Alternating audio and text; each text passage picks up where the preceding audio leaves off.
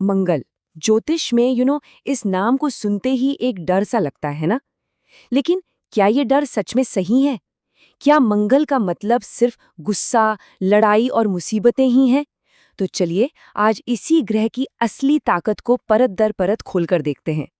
मंगल का नाम सुनते ही दिमाग में क्या आता है? गुस्सा, हिंसा, दुर्घटनाएं, राइट? ज्योतिष की दुनिया में ना मंगल को लेके बहुत सारी गलतफहमियां और डर फैला हुआ है। पर बड़ा सवाल तो ये है कि क्या यही है पूरी सच्चाई?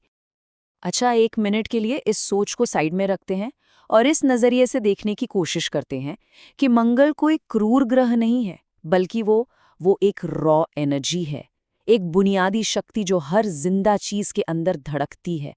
और सच कहूं तो यही हमारी आज की बातचीत का सबसे बड़ा पॉइंट है। तो सवाल उठता है कि ये जीवन शक्ति, ये रॉ एनर्जी आखिर है क्या भला?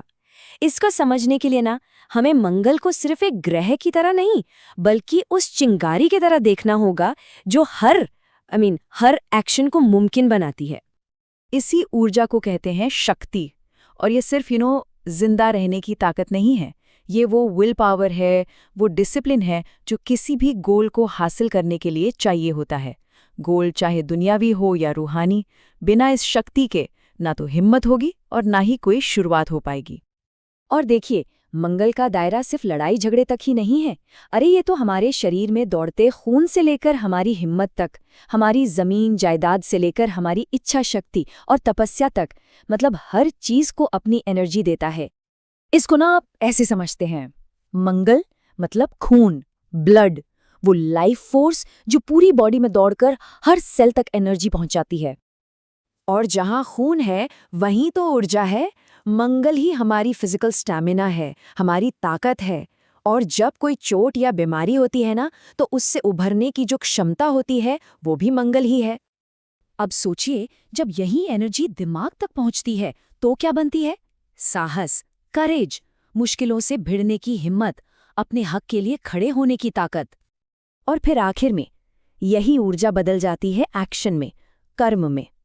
मंगल क्या है? सोच और हकीकत के बीच का एक ब्रिज। ये वो आग है जो हमें सिर्फ सोचने नहीं देती, बल्कि कुछ कर गुजरने पर मजबूर कर देती है। और कमाल की बात यह है कि इसका सीधा कनेक्शन हमारे बायोलॉजी से भी है। मंगल हमारी एड्रीनल ग्लैंड्स को रूल करता है। हाँ, ये वो ही ग्लैंड्स हैं जो किसी भी खतरे के टाइम पर फाइट और फ्लाइट मोड ऑन कर देती हैं। और वही वो पल होता है जब मंगल फैसला करता है कि लड़ना है या भागना है। तो फिर सवाल वापस वहीं आ जाता है कि अगर मंगल इतनी जरूरी एनर्जी है, तो ये वरदान की जगह अभिशाप कैसे बन जाती है? एक ही शक्ति बनाने और बिगाड़ने दोनों का काम कैसे कर सकती है? इसका जवाब ना एक बहुत ही सिंपल सी मिसाल में छुपा है। मंगल आग है, आग जिससे खाना भी पकता है और घर भी जल सकता है ना? एनर्जी तो एक ही है, सारा खेल उसके इस्तेमाल का है। और यही बात गुस्से पर भी फिट बैठती है। एक बात समझनी होगी, मंगल गुस्सा पैदा नहीं करता, वो बस गुस्से को बाहर निकलने का रास्ता देता है। एक पॉजिटिव मंगल क्या करेगा? वो उसी गुस्से को अपनी बात रखने की हिम्मत में बदल देगा, जिसे हम असर्टिवनेस कहते हैं। और वहीं एक नेगेटिव मंगल, वो उसे हिंसा और बर्बादी में बदल देगा। कुंडली में जब मंगल मजबूत हो, सही जगह पर हो, तो इंसान एक निडर लीडर बनता है, डिसिप्लिन्ड होता है, उसकी विल पावर गजब की होती है। लेकिन अगर यही मंगल कमजोर हो या किसी बुरे ग्रह से पीड़ित हो, तो वही एनर्जी अनकंट्रोल्ड एंगर बन जाती है, हादसों की वजह बनती है, रिश्तों में जहर घोल देती है। चलिए, इसको असली दुनिया के उदाहरणों से समझते हैं।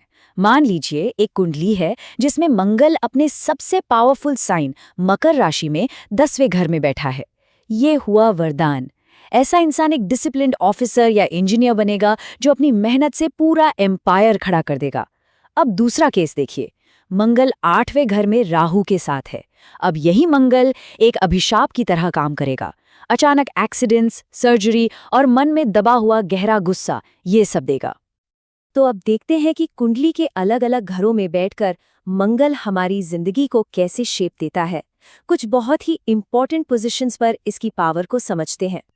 तो अगर मंगल पहले घर में है, जो पर्सनैलिटी का घर है, तो वो एक वॉरियर पर्सनैलिटी बनाता है।